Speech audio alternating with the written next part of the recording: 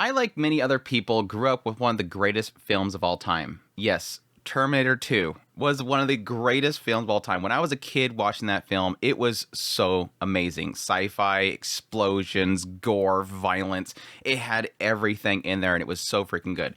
But unfortunately, like most franchises, once you pass that certain point, all the sequels, all the spin-offs, I didn't look at any of it. None of it looked appealing to me. It was like, I had Terminator 2, I'm good. I don't really need any of the rest of this stuff. I don't need these spin-offs, these reboots. Now Arnold Schwarzenegger is an old robot or something. I don't know. I just skip it. But yes, being a massive anime fan, of course, seeing Terminator Zero, an anime series for the franchise, I wanted really badly to watch it, so I did. And I can say, it's got a lot of really good stuff in this series, but unfortunately there is, yes, quite a bit of it that just kind of sucks and is extremely boring. But I'm going to get into that with my review of Terminator Zero, a series that is airing on Netflix right now. So let's jump into it. Terminator Zero pretty much keeps pretty faithful to the old franchise. There are a few things here or there, like how it handles time that's breaking everything, but it keeps pretty close to the old stuff. We have the idea of Skynet. It's going to launch at some point. It's going to cause Judgment Day. The AI is going to overthrow the world and wipe out humanity because humanity can't be trusted. It's too dangerous. So it decides that it wants to kill it. We start off the series actually after all that transpires, where they decide to send this one girl back in time to the point to stop this all from happening. She transports, and at that point she's seeking out to stop the Terminator, as well as seek out Malcolm Lee, who he's trying to develop this other AI, Kokoro, in order to overcome Skynet. So we have essentially the Americans making Skynet over here, and you have Malcolm Lee over in Japan. He's creating Kokoro to essentially overthrow that. It seems that Malcolm actually constantly has dreams about this Judgment Day, and he's trying to stop it. But this human, Echo, who's being sent back in time, is also seemingly trying to stop Malcolm Lee. So according to her, it doesn't seem like this Kokoro is actually going to help anything. At this point, we pretty much have like 4 different stories going. We have Malcolm Lee, he's basically trying to talk Kokoro, this AI, into stopping Skynet, but at the same time, Kokoro is wondering, okay, so you do know that I might actually take Skynet's side. At least it's honest. Echo is trying to stop the Terminator from getting a hold of the kids and forcing Malcolm Lee in order to shut down Kokoro. Misaki, who is the nanny of Malcolm's kids, is trying to keep him safe. And then all the while, you have the kids pretty much getting separated between them. Misaki, Echo, and yes, even the Terminator. Which gets me into my thoughts on the story itself. Let's get into my review of this series. I like a lot of things in here, but there's really bad problems mixed within it. Let's start off with the worst. Let's get the worst out of the way. I like Malcolm Lee's story, but I hate how it's told. Malcolm Lee is basically the heart of Terminator. It is that basic story of Skynet seeing humanity as evil and wanting to get rid of it because it's danger to itself. And thus, everything around Malcolm Lee, which is the entire series, 8 episodes, every time the scene changes to Malcolm Lee, it's him in a room with Kokoro talking about how humanity is okay. We're not that bad. Please don't see us bad. Hey, stop Skynet. I know we're bad, but we're not all bad. Well, I have to convince her that we're not bad. I have to tell Kokoro we're not bad. Humanity is really bad, but we're not bad. It's that tired story of how humanity is the worst thing for itself. It is the iRobot story. It is literally every single AI story that I'm so sick at this point of hearing. So if this is like, wow, I've never heard that before, go. It's fine. You're going to be perfectly fine with this. But me personally, unfortunately, it's one of those cases where I'm judging a show based on what I've seen before. It happens. I was bored out of my mind every time Malcolm Lee was on the scene. Now, later on, at the very end, Malcolm Lee's story is super good. His story at the end is super good. But it's everything for those 7.5 episodes that I just got so tired of. Every time he popped up on the screen, I'm like, oh God, here we go again. Oh God, please stop. It was so freaking boring. I could not stand it. Now, there is some internal struggles with Malcolm Lee this entire time because, yes, while he's in that room, the entire time outside, his children are in danger. But he's forcing himself to essentially have to go through with what he's doing. He's stuck in this conundrum of what he needs to put forth versus what he wants to do now, what his desires are versus what is the good of mankind. And that stuff is decent, but like I said, most of the time it's just like, oh God, Snorefest. And then you have the fact that most of the scenes with him there, it's CGI. You have these CGI ghost things flying around him, and half the time he's CGI, walking around the room or standing up or whatever. It's just Malcolm, if they took Malcolm Leaf stuff out and just like, or at least condensed it, like they should have really condensed it, because I felt like it was just talking in circles most of the time, and I just got sick of it. But that out of the way, we've got the worst out of the way. Let's move on to the other stuff. Outside of Malcolm Lee, I think, like I said, a lot of the stuff is around Eiko herself going back in time in order to stop things. Now, the struggle I have with Eiko is driving force. She has a massive issue with driving force. This is a girl that is dealing with destruction of the world itself. And at some point, they present to her, okay, the Terminators, or they designed this Terminator, they're going to send it back in time, and they're going to essentially stop us from being able to resist. We need to send one person. We're going to send you, Eiko. It has been decreed by this prophet that we must send you.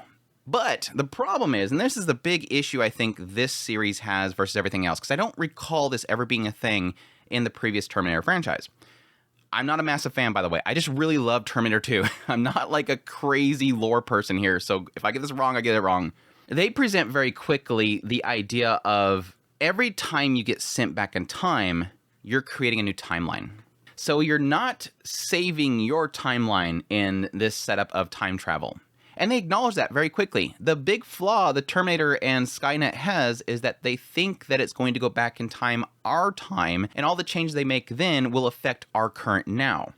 That's not the case in this world. In the canon of Terminator 0, when you go back in time, you create a new parallel world. You create a new timeline. Eiko has loved ones. Eiko wants to protect their people. Eiko is like the star of their group. Everybody thinks she's amazing. And yet she's going to agree to go back in time to a different world, to a different timeline. It's not going to affect their current now. Why would she do it? Because the prophet said so. But why does she do it? It doesn't make any sense why she chooses to do this. Now, it does get a little bit into, later on, talking with one individual character, it does get into the idea of this sort of being a sign of humanity, that despite the fact that you don't change your current time, it shows the heart of humanity.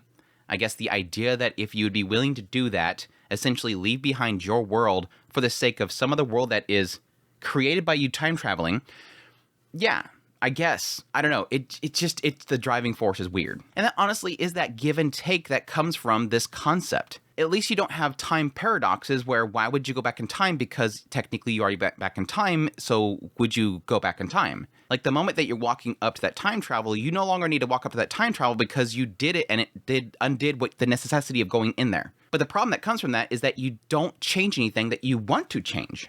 Anyhow, stupid time travel stuff aside, throw it aside, Eiko herself is fine.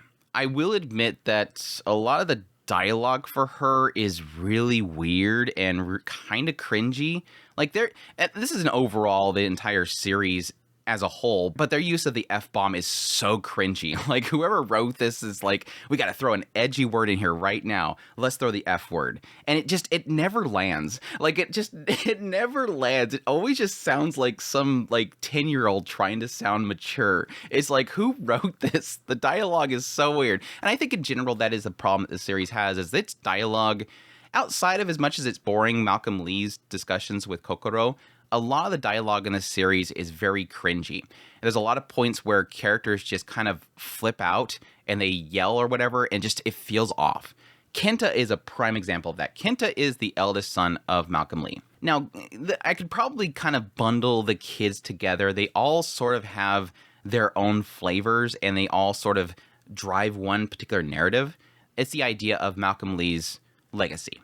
He has these children, and each one of them sort of have a legacy in the future. Kenta is the anti-robot. He's the robots are tools, they don't have hearts and don't trust robots, and he's kind of stupid about it. You'll have these moments where you have no choice but to trust a robot in order to be safe, and yet he'll just act stupid in the situation because of it. Hiro is the second son. He is very much so the pure boy. This is the boy that is pure heart. So you have Kenta is the smarts and the anti-robot. Hiro is the accept everybody, he's the heart. And then Reika is sort of the... I don't know what Reika is. Reika is sort of like the... I almost want to say nurturer, but at the same time, she's also the hidden genius. She's the girl that when stuff hits the fan, it seems like she knows too much stuff, but she doesn't really know too much stuff. She just acts... She acts too mature for her age out of nowhere. Like, out of nowhere, she's suddenly, I'm no longer afraid. I'm going to get stuff done. I don't know. Maybe she's just kind of implanted in there to say girl power. I don't know. She's fine, though. That all gets me into the most fascinating character of the series as a whole, I think. Like, this is the character that, from the very beginning, sort of intrigued me, and throughout the series, they did some really cool stuff with that character. And that's Misaki. Yes, the nanny. The nanny is the most interesting character in the series, which you could probably say is a really bad thing. Put aside Malcolm Lee and his moral struggles with the AI, put aside Kenta and his anti-robot stupidity, put aside Eiko and her whatever driving force she has, put aside all these characters that unfortunately have very little character development to them, except for Malcolm Lee. The nanny is the most interesting character of the show. I know, it's stupid. And this is getting into slight spoilers here. But Misaki is hired by Malcolm to take care of his kids while he's out swooning the AI. And from the very beginning, she seems a bit off mentally. Like, you have this little moment where she accidentally cuts her hand and she goes in the bathroom and suddenly she's just kind of wigging out. Like, this girl is absolutely wigging out. There's something off in there. It just seems like every now and then she spaces out and then she just changes her mind. And I really quickly picked up on, okay, I kind of get what we're doing here, I think. But very quickly, it turns into Malcolm Lee essentially tasks her with, go get my children and keep them safe. I know what's happening now. It's coming. Something's happening. The robots are going to come get us. Go take care of my children. And she does a really damn good job at this. This nanny is just way out of her comfort zone, and she's trying desperately to keep these kids safe, despite the fact that everybody and anything is going to be coming after her. But over time, yes, towards the later part of the series, we do get some reveals of her actual identity, where she came from. And it's super intriguing because it really does get into a lot of struggles mentally that she's kind of going through and dealing with this whole situation. Her connection to Malcolm Lee himself, and yes, her driving force for keeping these kids safe. It turned into some really cool stuff, and unfortunately, I kind of wish that a lot of that sort of character change that she has and how it reflects upon characters like Kenta and Hiro and Reika, I wish they did more with that. But unfortunately, by the time it got to that stuff, the overall story started getting a lot of the attention. That became the focus. And yes, she does play her part in that ending, but I still wish they did more. But again, that's kind of my issue with the overall series. I wish they did more with these characters. They just feel very surface level in the end.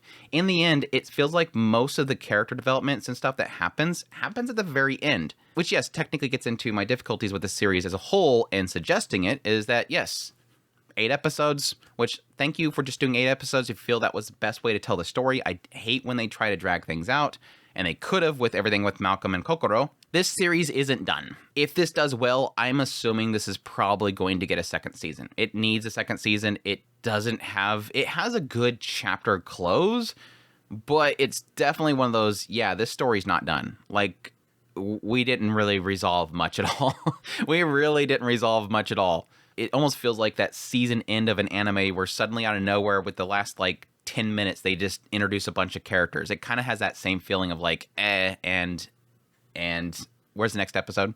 Which does kind of more suck because that's kind of where it got interesting. At the very end of the series, that's kind of where it got interesting. It essentially created another faction. Out of nowhere, at the very end of the series, it just creates another faction. And it creates a massive conundrum between two factions. And honestly, it does kind of open the door to a lot of what-if possibilities and sort of what I was kind of hoping for from the very beginning, some character development. Like, there's a possibility of some massive character development going forward. Before I get into my conclusions, let's talk about visuals. Yes, this show has a lot of really incredible action pieces. Very gory, very violent, very Terminator. Like, this series is just not really holding back. It kind of gives me a lot of sense of like old school sci-fi anime where it just, you have heads getting crushed, brains are getting blown out, just bullet holes in people, crazy violence. I like the whole police station scene, the whole beginning segment with Eiko fighting one of the Terminators. Like, all that stuff was super brutal, super gory, and super good. It's got a great dark tone to it. The music's really decent, kind of mixing in with it. A lot of the action scenes are really well put together. Some good choreography here and there. Unfortunately, yes, a lot of CGI that is not going to age well.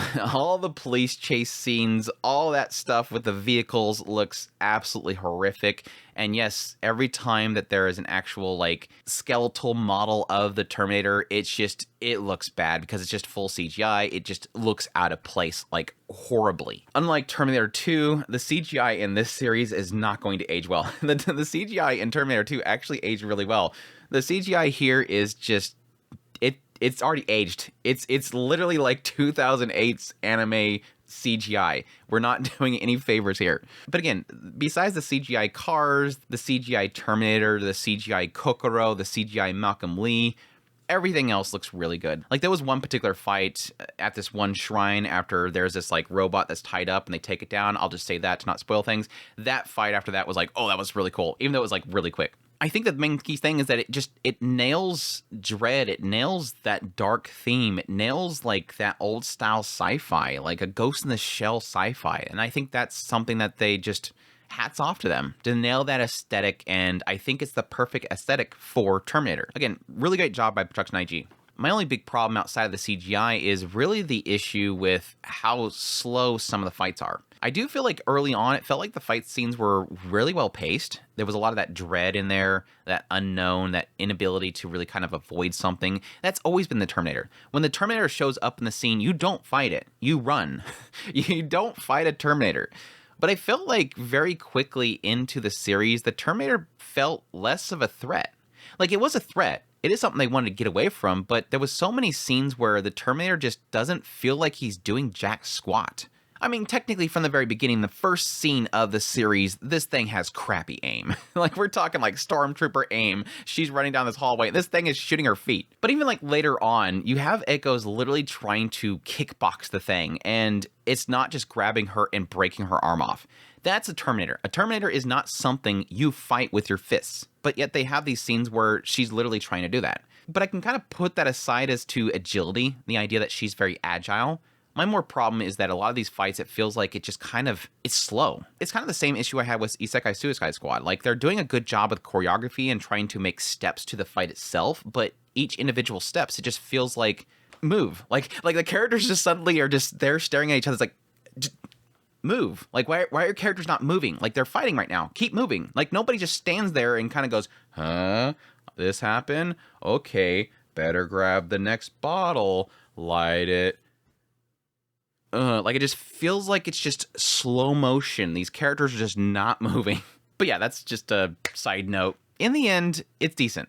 Overall, it's decent. It has some good action scenes. I really love everything around Misaki. I hated the stuff around Malcolm and Kokoro. It was extremely boring. It has some issues with character drive and development. But overall, it's a good ride. It had plenty enough there to kind of satisfy me. I will say that the later part of the series is where it actually gets good, and I really hate saying that. I will never suggest to anybody to watch the series because it gets good at episode blah blah. But I'm just saying that for the sake of, yes, I see that a lot of my enjoyment is probably because it actually picked up at some point, and that was the good stuff. But overall, it's a decent ride, and if any of that sounds to you, definitely check it out. But that's my thoughts on Terminator Zero. If you like this video, make sure to hit that like button before you leave. Comment. Let me know what you think of the series if you're going to be checking it out. Additionally, if you're new here, make sure to subscribe before you leave. If you like this content and want to support the channel more, I have links in the description below. Greatly appreciate what it does. Until next time, I'll be back. And yes, it told that joke.